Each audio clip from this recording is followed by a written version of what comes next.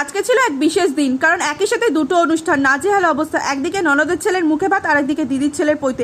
কোনটায় যে কি করি আর কোনটায় যে যাই বুঝতেই পারছিলাম না। পৈতে বাড়ি তো পৌঁছালাম, সেখানে গিয়ে দেখি আমার দিদি তো ভীষণ ব্যস্ত সমস্ত নিয়মকানুন করতে। আর এই হচ্ছে আমার দিদির ছেলে, ওকে তো প্রথমে ন্যাড়া করালো, তারপর কলাতলায় বসে ওকে আমরা সবাই মিলে চান করাচ্ছিলাম, আর ওর গায়ে হলুদও হচ্ছিল।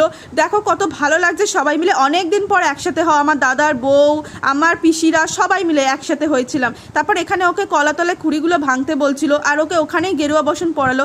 পৈতে মানে কি জানো তো, সমস্ত কিছু নিয়মকানুন বিয়ের মতো, শুধু বউটাই থাকে না।